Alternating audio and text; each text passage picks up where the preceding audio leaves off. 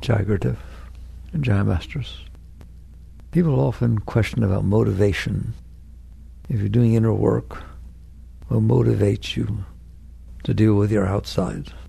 That's a very good topic, very good question. It's all about being honest with yourself. And very few people are really willing to be totally honest. In order to be honest with yourself, you have to be able to take a step back inside, behind your mind, behind your heart, behind your interaction with the world, and notice that you notice. Notice that you see what's going on inside of you. And you're not going to like what you see. Let's get that straight. You're not going to like what you see when you look in there. You're going to see something that's very selfish. And if you don't see that, you're not looking properly. It cares about yourself. What do you mean it's selfish?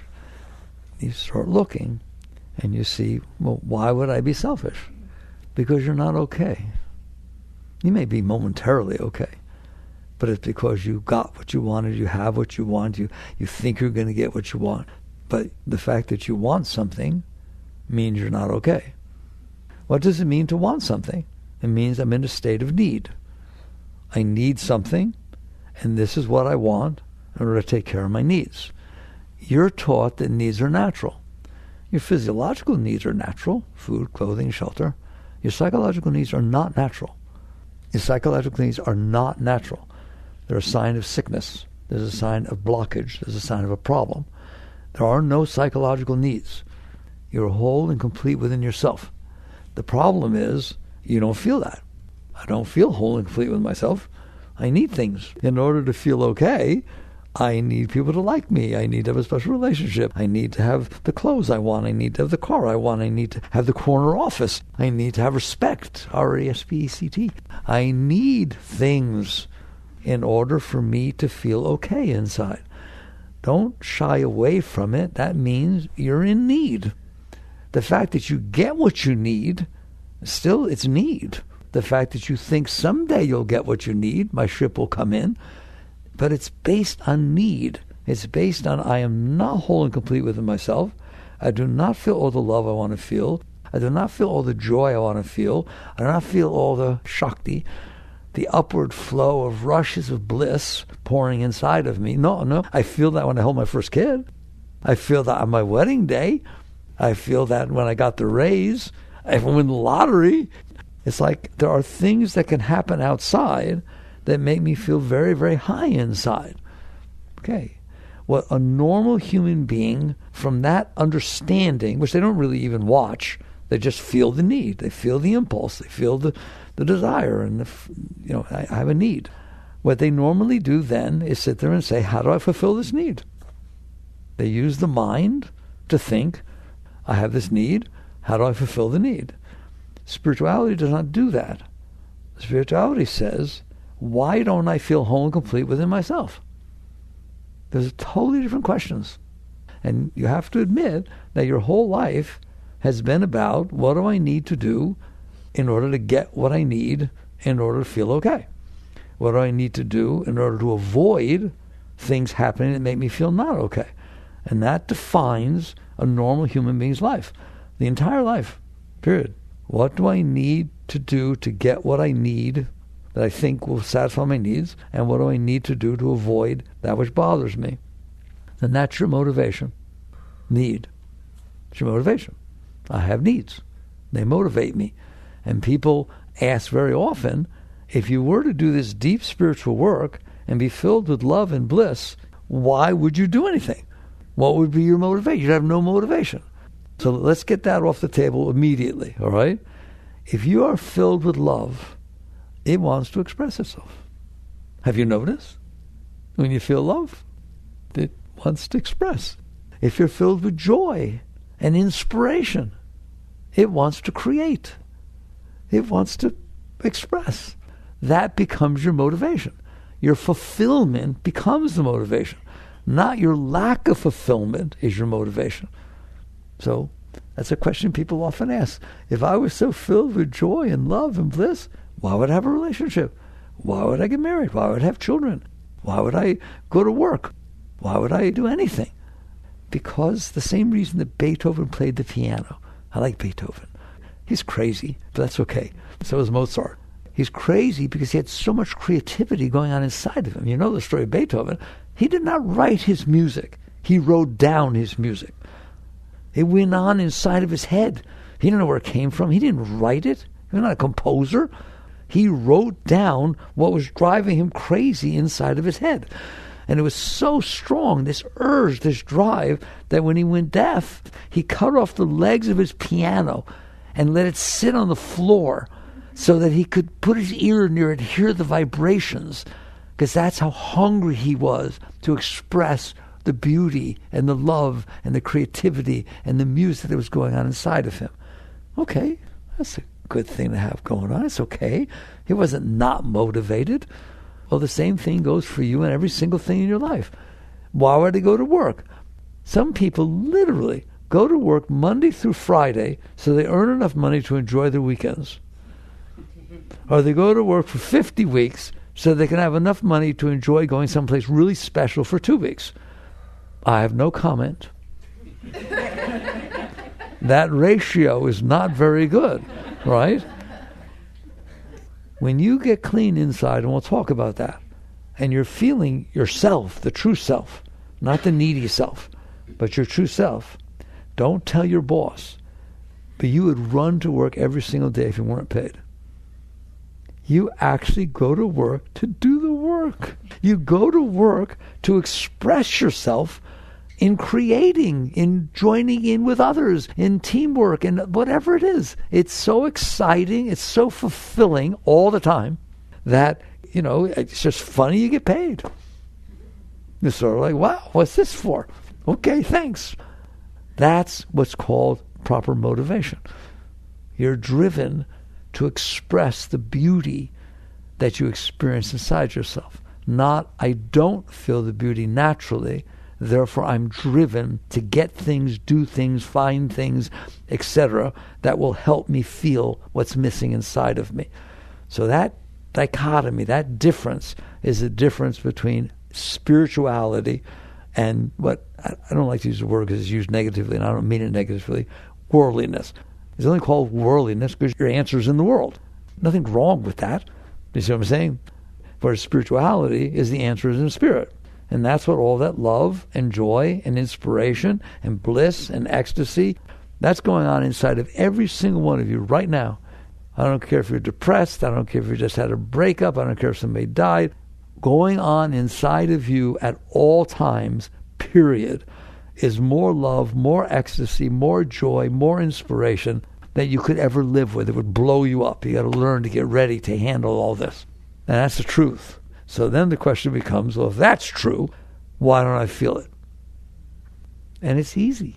It's not a complicated treatise on why you don't feel it.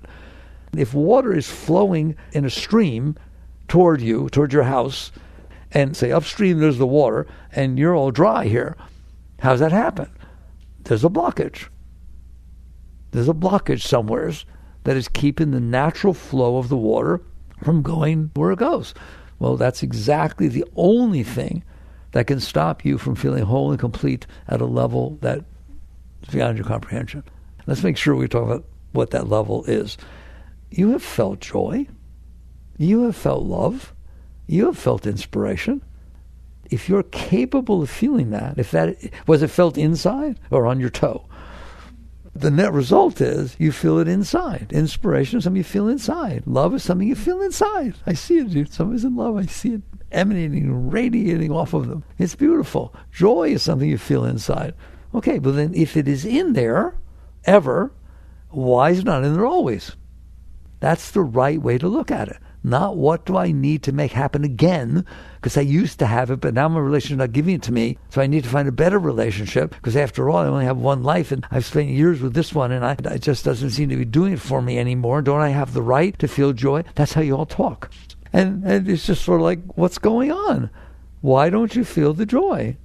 And so the answer is, if the joy is in there all the time, and it is, this is something all the great ones have taught you, they don't just say, I'm great. They say, you're great. Christ didn't say, I'm great, worship me. He did not say that. He said, as I sit by the throne of my Father, so you sit by my throne. And these things that I do, you should do these and even greater things. He didn't say the kingdom is within me. He said the kingdom is within you, didn't he? In other words, there is this tremendous joy. There is this tremendous love. There's tremendous spirit inside of you all the time. I could teach yoga by quoting Christ. It's weird. I only read the Bible once in my life, 50 years ago. And yet when I'm teaching, the words come back. He said, I stand at the door and knock. Whoever will open, I will come in. Ever heard that? In other words, this is always going on inside of you. Why don't you experience it? Why don't you feel it? And the answer is because you blocked it. Now, nobody rationally would block that. Nobody would sit there and say, I have love inside of me, but I'm going to block it, so I have to find someone that will help me unblock it. So basically, what are the blockages? There have been events that happened to you in your life that were not comfortable to you. Some of them very big. You don't call them events anymore. You call them traumas. What is a trauma? Something that happened that was really, really uncomfortable. Traumas are like terrible experiences that are beyond difficult to handle, that you can't handle. It means an event happened that I couldn't handle. All right, there's a starting point. An event happened, no question. It came in, no question, and you couldn't handle it. So what did you do? You suppressed it. It's like basically something happened, it came into you, and you were not able to handle it. So what you did is you pushed it away. I can't deal with this. I can't handle this. I can't think about this. I'm denying it even happened. Can't have this have happened. It's too painful. It's too disturbing. And so you just basically push it away. Psychology studies that. They study what happens when you do that. What is the result of suppression? What does it do to your life? What does it do to your health? What does it do to things? Yoga asks a very different question. You all shook your head yes when I said you can't handle it, so you pushed it away. Who pushed it away? Who pushed it away? What do you have inside of you that an event comes in through your senses, otherwise you wouldn't know what happened. It came in through your senses, you're experiencing it, and then you manage to push it away. You're busy in there. Maybe the answer is, don't do that. Well, maybe the retort is, I don't know how not to. I don't understand. It was so uncomfortable. I can't handle it. When you took calculus or whatever math you got up to, when you walked into that class the first day and the teacher said, okay, welcome to Calculus 101, did you raise your hand and say, excuse me, I'm in the wrong class? Why? I don't know any calculus. Was that your response? No, that's what we're here for. We're here to learn. Do you get to learn? Have you ever not known something and learned it? Well, maybe you can learn this. Maybe you can learn how to handle things. Would that make things a little easier? Make life a little simpler? So that when you sit there and say, I can't handle this, that's like saying, I don't know how to do calculus. I don't know how to drive. I don't know how to fly an airplane. I can learn, all right? Have you ever thought that you could learn to handle things? No, I've always been this way. I've always not known calculus. Are you listening to me? You can learn a lot of things. And one thing you can learn is how to handle things. Why would I do that? Well, that's pretty obvious. Because that's what causes the blockages inside of you, so you don't feel the love, so you don't feel the joy. You've had experiences that were uncomfortable to you, and you push them away. Where do you think they go? Psychology will tell you where they go. Freud gave it a name, to your subconscious. In other words, they go into your mind. They stay locked in your mind. Repression, suppression, I just call it resistance. Whatever level it is, I don't care. If you're resisting, you have hands inside that can push things away. And when you push it away, it stays. It stays there. Well, so what? You know, I have storage in my attic. It stays there. Yeah, but the storage in your attic doesn't jump down every once in a while. Woo! Scare you. This does, doesn't it? All right. How do I know it's still in there? Oh, you know. It will let itself be known. It will come back up. Yes or no? It comes back up. Somebody says something that reminds you of it, that hits it. Boo, it comes back up. You're all depressed again. You're all sad again. Somebody you love died or something like that, or left you. But it's been a while. I got myself together. Yeah, sure. I learned to deal with it. Yeah, by pushing it away. Right? Now all of a sudden you're talking to a friend and they said, oh yeah, my person left me too, or left me. Boom. Comes right back up. Your dreams are full of it. It's in there. Do I have to convince you of that? It's in there, and it comes back up. Does it feel good when it comes back up? These traumatic, terrible things? No, it feels terrible. It feels exactly the same as when you pushed it away. Maybe that wasn't such a smart thing to do, to not be able to handle it. Maybe because you couldn't handle it when you were 5, you're going to a therapist when you're 55. Have I exaggerated? Well, okay, so we're on the same page. Then maybe we need to learn how to not do that. Maybe there's another way to live inside, not outside. Because now we're talking about motivation. That's what we've been talking about. So your motivation has been as follows. I have suppressed, repressed, resisted, call it whatever you want, stuff throughout my life. Guilty. All right? In fact, I've stored everything that wasn't comfortable. If I had a girlfriend in high school, whose name was Sue, and she hurt me, you can go run around, Sue, because you ain't coming over here. Literally, someone's name can do that to you. Your ex does that, doesn't it? Okay?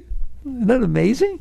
You got divorced 15 years ago, and somebody said, let's go to this party, we're all excited, everything like that. Sit there, but, Carl will be there.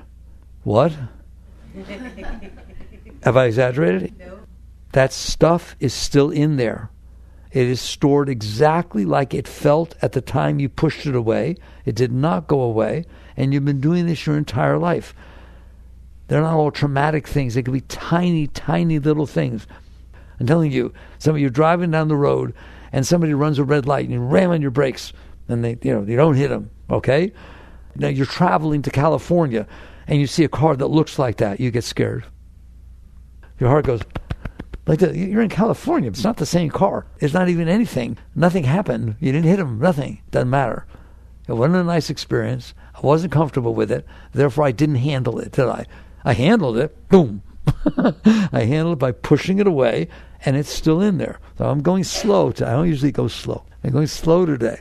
Do you get it? If you store that stuff in there, it's coming back. Now, what do you do about it? What it did was block your energy flow. That's literally what's happening. You literally shove that down into the flow. You're going to understand there is a river of joy flowing inside of you. All of you, all the time.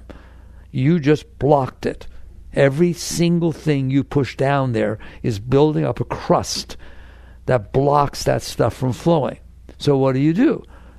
Because you're not paying attention to all of that, and your society doesn't teach you that, by the way.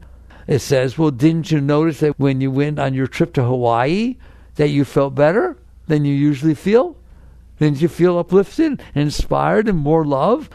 Yes, okay, you need to go on more vacations. Then you notice that when you first got into the relationship, we call it the honeymoon phase, that there was all this love and there was all this thing and all this kind of stuff. And then you started to have to pay the mortgage and do this and do that. And then there was a trouble. And then somebody got hurt. And it was this and it was that. And then the kids got sick. And then all of a sudden, there's just not as, doesn't feel, they tell you, it's never going to be all that passionate kind of stuff. You just cope with the fact that, at least you get along enough to live together in the same house. All right? No. It's because you built all this stuff up. You know this, don't you? If you were never taught this, you still know it. You know that's been going on. So now what you do is you go out there and try to have the world unfold in a way that will help open you.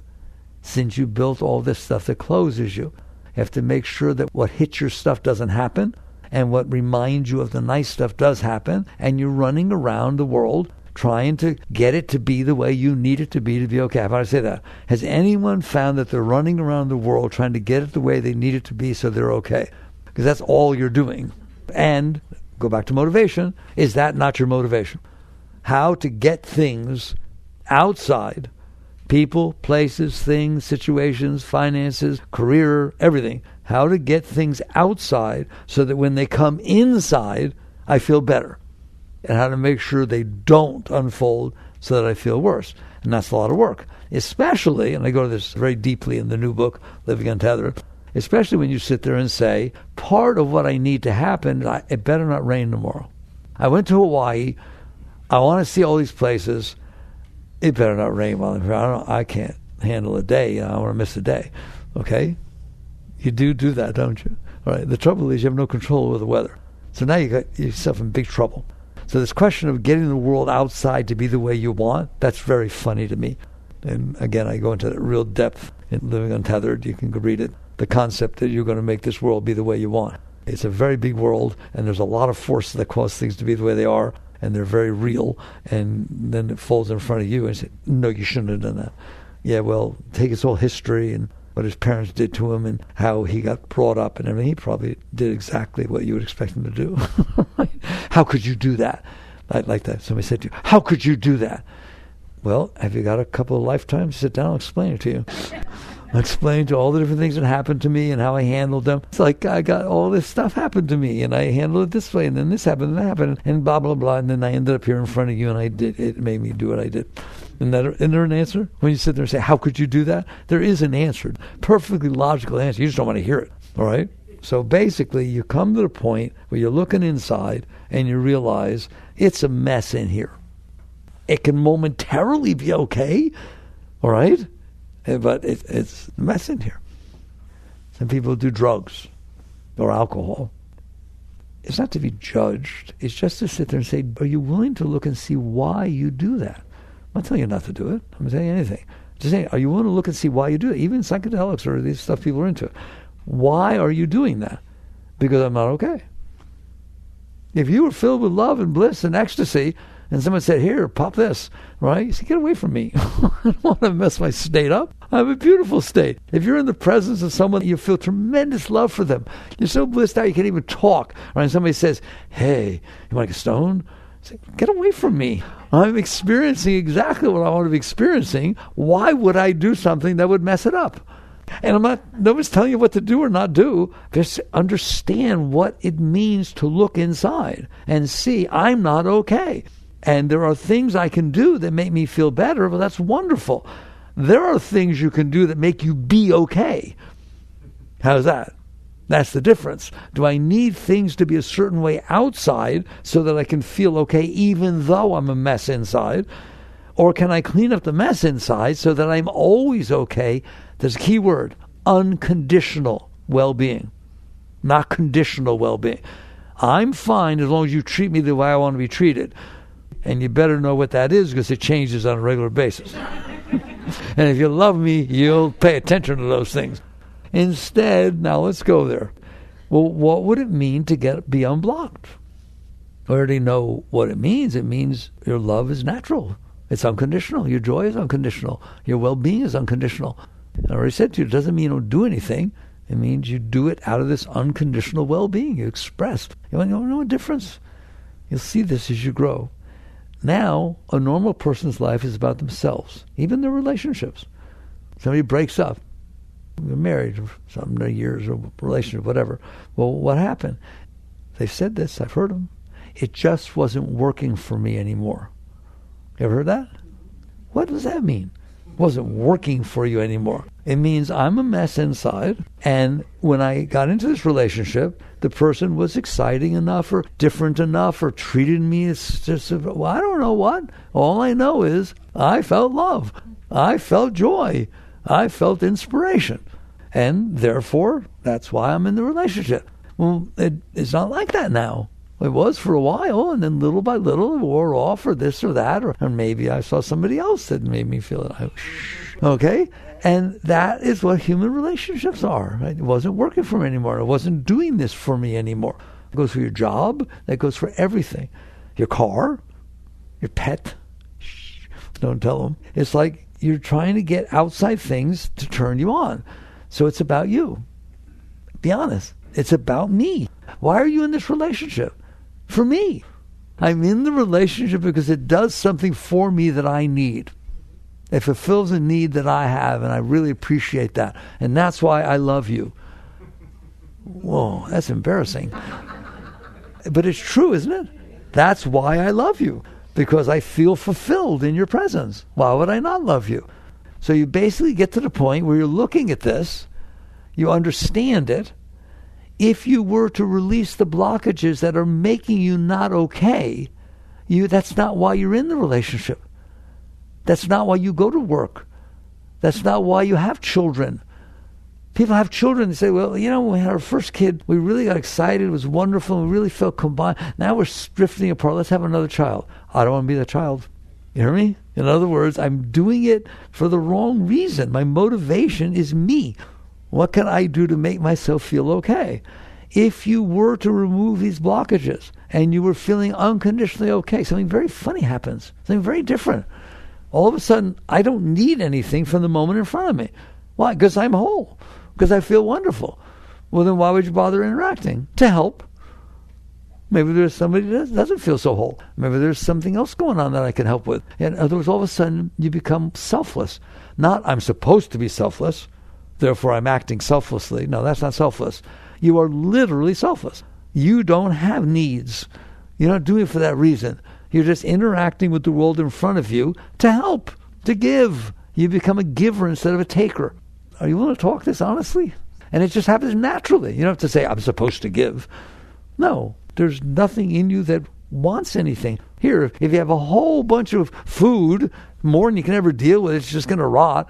You're not exactly doing something special to give it away. It's a natural thing. You don't need it. And that's what happens for your entire life, all your relationships and everything. So now why are you in a relationship? To serve, to bring light, to give, to express the love that I feel, not need. All right. So notice this whole thing is about motivation, isn't it? Okay? That motivation shifts totally as you clean out. So what does it mean to clean out? Well, we got that already. We said the reason it's in there is because you couldn't handle it. I mean, even a tiny thing. I was in a rush, and the light turned red. Darn it, right? And then you're bothering you for the rest of the day. It doesn't take big stuff to bother you, does it? It takes the tiniest little thing. So you basically decide that I am going to devote myself to not storing this stuff inside. That's my motivation. I want to talk to you honestly about yoga. That's yoga, all right? That's spirituality. I have this stuff stored in here. It's blocking my energy flow. Yes, I can go out and try to compensate for my blockages, but that's all I'm doing, and it's a constant process because the blockage is still there. I have to work on the relationship and work on the job and work on being pretty or handsome and work on everything being the way I want, as opposed to if I don't have this stuff stored in here, I don't have to work on it at all. I am what's called Jivan Mukta. Jivan Mukta, a liberated soul. That's what liberation means. I'm free. I don't have that stuff inside of me. Therefore, all this energy and love and bliss and beauty is flowing inside of me unconditionally. So you're free. You're liberated. And then you serve. Okay? So if I stored this stuff in there by resisting it, by not being able to handle it, maybe I need to learn to handle things. There. It wasn't so hard, was it? Maybe I need to learn to handle things. And repeat that. Because people don't even think like that. I think, what do I need to do to compensate for the fact that I couldn't handle it? Not what do I need to do to learn to handle things. Basically, how about you learn to handle things? So is it possible? Some people think, not for me.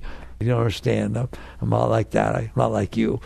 I've got people write me sometimes. Somebody did recently. Said maybe it's only very high people that are born really high that has special ability to have this joy and love. Maybe a normal person can't do that. There's no master taught that. There's no one who ever achieved any state of well-being that ever said that to anybody, because it's not true. Everybody is the same inside. You are Buddha, you are Christ, you are all of it. Aham Brahmasmi. That's my favorite. Aham Brahmasmi. You know what that means? I am Brahma. I am Brahma. Right? Now, how could somebody say that? I don't know. We can say it in English. My Father and I are one. I heard somebody say that once. Well, it's the same thing. You're a very great being. Beyond your comprehension is what's going on inside. But you have blocked yourself because you couldn't handle things. All right? Now, that's not like, oh, I'm guilty. I have guilt because I couldn't handle. No. You don't have guilt when you walk in the calculus class because you can't do calculus. It's exciting. All right? So, all right. Can we do it? How do you learn to handle things? First, I want you to understand, I'm talking to you. You can handle things. How do you learn to handle things?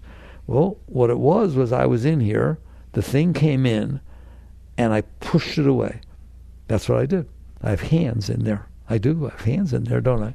And I pushed it away. All right, well then handling it means not doing that. Wow. Now we're going to take it, I do this in the book, we'll take it like learning to play piano. When you sit down and play the piano, you can't play Beethoven, I tell you that right now. Or Tchaikovsky, or these guys. You ain't going to do it. What do you start with? Scales. You start with scales. Boring. No, not boring. They help you learn to read the music, move the fingers, get coordinated. You start with scales. You want to play the piano, you start with scales. And then you work your way up. If I can play scales, can I play Tchaikovsky? No. We need to go play Mary Had a Little Lamb first. We need one of those training books. How about a sport? Is it the same thing? Every single thing you learn to do is the same. You start with simple things, and then you work your way up. And then all of a sudden, that which looked hard before is simple. How about weightlifting? How much can you lift? 10 pounds? Can you lift 10 and a half? Maybe. Yeah, I can do 10 and a half now. Can you do 10 and 3/4? If you work your way up, you can do anything. It's the same thing inside of you. So that right now you have this tendency that if it's not comfortable to any degree, not just big things, even a little bit, you push it away. You push it away. You call out to somebody, a friend. They don't turn around. Sally? Sally? Right? What happens next time you see Sally? You're not so sure she's your friend anymore. You don't feel so comfortable, do you? Come on, be honest. Give me a break. She had earbuds in. You just didn't see them. Or she was lost in thought. Could happen, doesn't it? Doesn't matter. You took it personal. You take things personal? Those are not so easy to handle, are they? Okay, so you push them away. So those are your scales. You don't start with the big things. Please. You start with scales. So what does that mean? It means I'm driving down the road, I'm in a rush, and the car in front of me is going slower than the speed limit, and I can't pass them. Can you handle that? That becomes the question. Not do you like it? I didn't ask you whether you like it. If you liked it, we wouldn't be having this discussion. I want an excuse. I want to be late anyway. Boss, there's a guy in front of me. No, that's not what I'm talking about. I'm talking about you don't like it. Do any of you sometimes not like something? I thought we'd get it. Okay, there. So you don't like it. You don't like it. So what do? You get upset. You push it away. You resist it. You mess up your inner energy because of how a driver in front of you is driving. You let yourself get messed up for absolutely no reason. So that's what I call low-hanging fruit. There's little things like that happen every single day. Those are your scales. So the question is, did you like it? No, obviously we were discussing it. Can I handle this? That's what I want your watchword to be. Can I handle this? And you look at it, and at first you see you're not handling it. You're not. You're resisting. You're turning away. You're protecting yourself from the driver in front of you. They're in their car. They didn't come out and do road rage on you. Nothing's happening. You're doing it. There's a line in the new book, which Oprah said it was her favorite line. It's my favorite line, which is, the moment in front of you is not bothering you. You are bothering yourself about the moment in front of you. Well, maybe part of playing the scales is to not do that. If I want to feel love and joy and inspiration, I don't get that by bothering myself, do I? I get that by not bothering myself. So how about you start to practice little tiny things? I always use the example of the weather. Have you ever not liked what the weather was? Have you ever not liked that it was raining when you wanted to go out? Have you ever not liked that it was raining when you needed to deliver something outside the car and you had to get out and get wet? I used to watch Vicky. He still does it, but I try to have him not. If he had to walk in, I walk in the rain, I don't have an umbrella, whatever. He goes like this. The raindrops keep coming. I don't understand. You're not really protecting yourself. You just and you start working with yourself. You start working with yourself. You say, I want to learn to handle things. That's my spiritual path. And that's my motivation.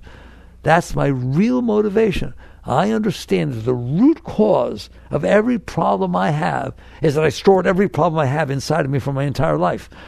How can it be nice in there? If you store everything that ever bothered you inside, you're going to be bothered. And so you start saying, I don't want to put any more in there. Don't worry about the old ones. Just practice with the little tiny ones that are silly to be bothering yourself about, like the weather or the car in front of you or the fact that somebody didn't say hello. Come on, you can handle that. And if you can't, if you sit there and say, well, she didn't say hello. She didn't say hello. Well, there are 7.5 billion people on this planet. They didn't say hello either. Use your mind. There's a higher mind you have inside. Instead of that little personal mind that freaks out over everything, you can have a higher way of thinking. And you sit there and think like that. Or I always give you one to think about if it's your nature to think that way. Here I am sitting on a little planet, spinning around the middle of absolute black empty space. And there's cars on the planet. Whoa! There are no cars on Mars. I guess we sent some rovers up there, but there's no cars anywhere else. And there's only cars. Wow, is that neat? There, instead of, he's driving the wrong speed limit, he didn't use his blinker. It's just like, wow, there's actually a car. All right? I've told you. And I want you to have this. 1.3 million Earths fit inside the sun. So if you think you're a big deal, or you think it's a big deal that's going on, give me a break. It seems to me you should be able to handle what happened on this little planet in the middle of nowheres, spinning around, and that's one star. There's 300 billion stars in your galaxy, and there are 2 trillion galaxies, and you can't handle that Sally didn't say hello. I hope that's embarrassing. And so what you do is you raise yourself. Instead of being willing to be the lowest thing that you are, that's bothered by everything. And the only reason you're bothered by it is because of all these past experiences that you suppressed and held in there. So that everything now bothers, pretty much everything bothers you. Do you understand that? People get like that. I can't handle anything. I need help. I'm bothered. Okay, we'll get you help. All right? How'd you get that way? How'd you get that way? You got that way by storing every single thing that ever bothered you inside until you're a nervous wreck. Anxiety is a big word nowadays. Even the kids, 12-year-old kids have anxiety. It's true. How does that happen? Because they're suppressing everything. And so basically you decide, I'm not going to put any more in there. That is a motivation I have. I'm very motivated. Are you? I hope the talks help you. I hope the books help you. Mine or somebody else's. Are you very motivated to realize don't store this stuff in there? That's not a wise thing to do. It's going to mess up your relationships. Have you ever been in love with somebody, have a beautiful relationship, and they did something that bothered you? Yes.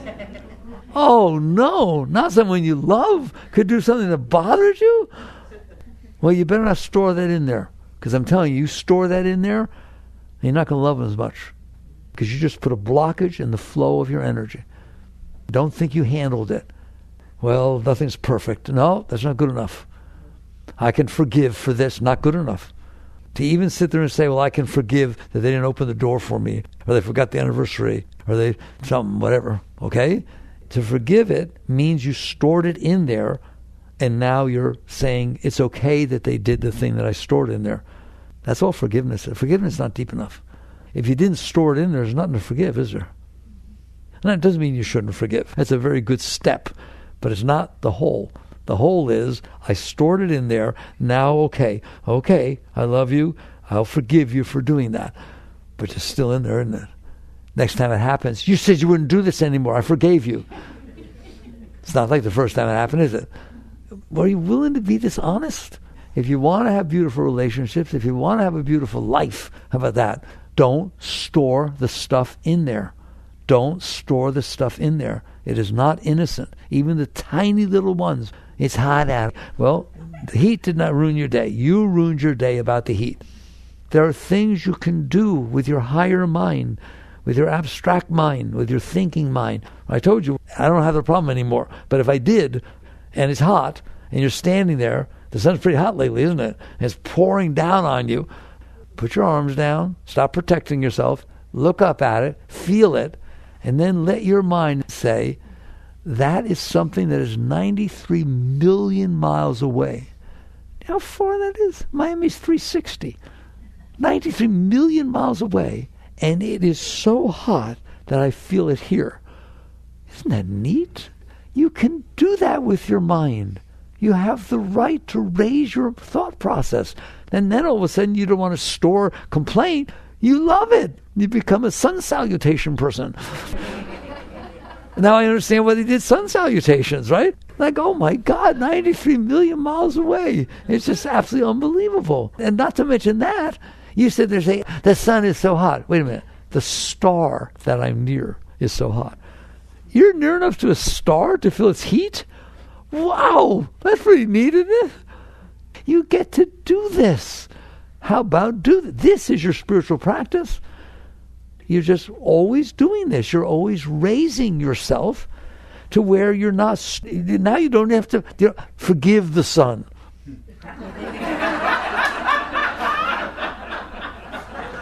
I forgive you. You can't help yourself. I know you're very hot. No. See why I said forgiveness is in the whole thing? It's better than blaming it, right? But you basically understand, I love it. I love the sun. I love the star. I can't believe you're circling a star and it's hot enough for you to feel its heat. So basically, all of a sudden you like it. It's positive. So you're in a relationship and somebody does something and hits your stuff and your stuff comes up, all right? Thank you. Don't say that to them, by the way. But it's a sort of like, I don't want this stuff in me. And in fact, the reason I'm in the relationship is because I trust you. Doesn't mean I trust you to do what I want. That's not what trust you means. It means that to you, doesn't it? I trusted you. What do you mean by that? I trusted that you would be the way I wanted you to be. That's what I trusted. How about I trust that you'll be you, and if it hits me, I want to use it to let go of me. That's what I'm in the relationship for. And basically, stuff's going to hit my stuff. But here we're friends. I feel close. I am going to use this to let go of myself. That doesn't need forgiveness. Now, I don't forgive you for doing that. It's going to hit my stuff. But here we've made this commitment to each other, and I'm going to use this to let go of myself. You see how much higher that is than forgiveness? So this is what you do to learn to handle things. You actually practice handling them. What a funny thing to do. That's how you learn to handle them, by practice handling them. Well, what if something happens that is very difficult to handle? Things do happen, correct? Well, something happens that it's just difficult to handle. You try to handle it, then you do the best you can to deal with the situation of trying to let go, but you won't necessarily let go. And then outside, things will play out because you couldn't handle it inside, which is fine. And you have opportunity. You're always given opportunity over and over and over again. Okay, so you couldn't handle it the first time, right? Then it comes back up. Can you handle it now? You don't let your ego get involved. Things happen. Somebody says something, you have trouble handling it.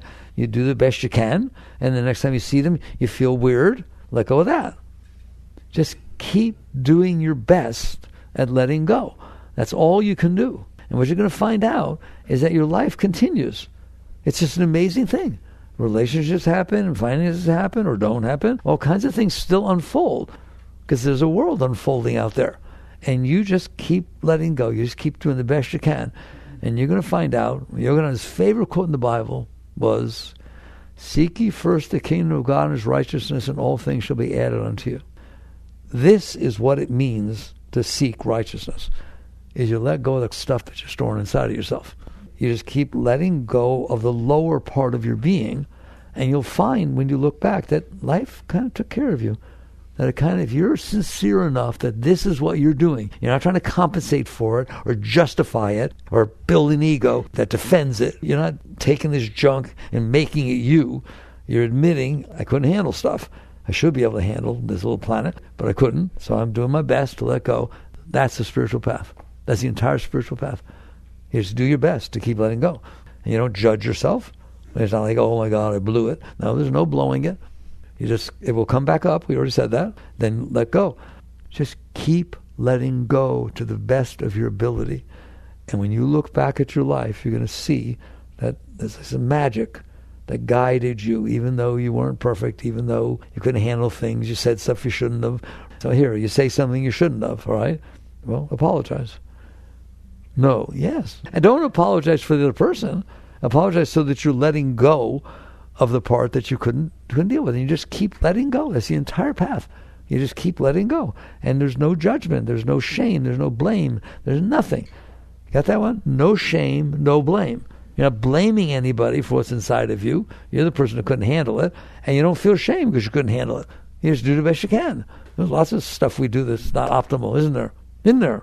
Certainly there's lots of stuff throughout your life that you've done. Don't dwell on it. Yogananda says something really beautiful. I'm teaching real yoga here. It's not the asanas. Those are good to do. This is yoga. Yogananda said, don't tell me about what you're doing wrong. Tell me what you're doing right, because the light will dispel the darkness. So you focus on the practices you're doing to raise yourself, to be able to handle things. You will get better every day at handling things because you practice during the day. It's not even a bad thing to do that in the morning when you get up, you put aside a little time to remind yourself, what's my day about? I'm sitting on a little planet. It's going to spin on its axis. What'd you do today? It's 360. It's going to spin on its axis, and that's what's going to happen. And what are you going to do while you're sitting on the little planet? I'm going to practice handling what's happening on the planet. I'm going to practice handling things, handling myself, right? Okay, you remind yourself in the morning. That's the purpose of your day. That's the purpose of your life, right? To clean out this garbage inside so that you can be a giver instead of a taker, all right? And then at night, you put aside, some people say 15 minutes enough each, right? Fine. Whatever it is, something's good enough. You put it aside and remind yourself, the purpose of my day was to let go of things and handle them. Are there things you didn't handle during this day? Yeah. She said, okay, practice letting it go now. Try to let it go now.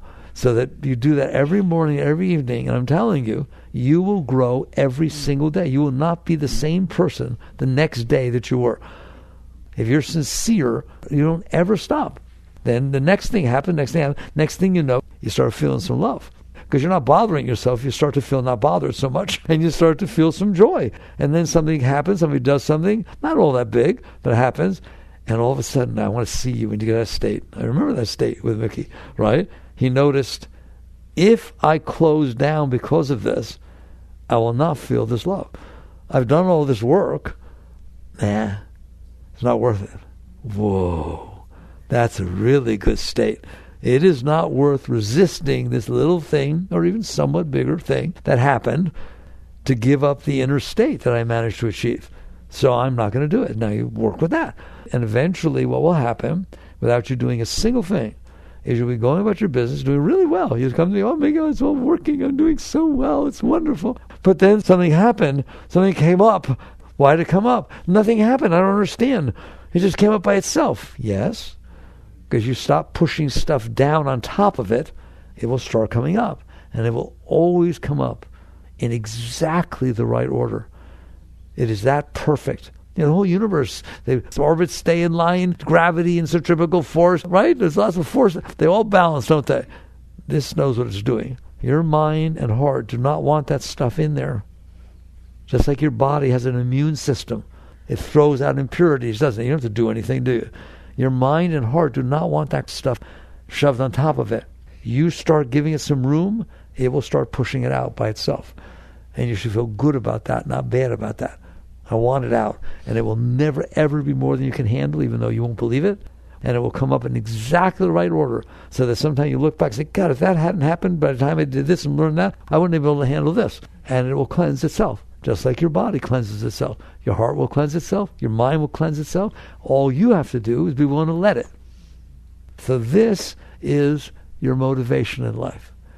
I don't need my needs to be my motivation. I need to let go of the cause of my needs so I feel whole and complete. That's my motivation, to clean up in here, to let go, and then use the love and joy, the inspiration that I feel to serve others, to help, to create, to be great. All right? So that's your talk of motivation. Work on these things. You're a great being. You're selling yourself short. You know, Baba Muktananda used to hit his microphone when he's talking at a time like this.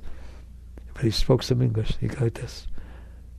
Don't be a beggar. Like he knew who he was. He knew the greatness of your being. You're out there begging for love and begging for this and begging to get the corner office and begging to not get old. You're not a beggar. You're the king and queen. You're it. We're the beginning and end of all beauty, of all greatness. But you blocked it. So you work on letting go of that stuff. Jagarath.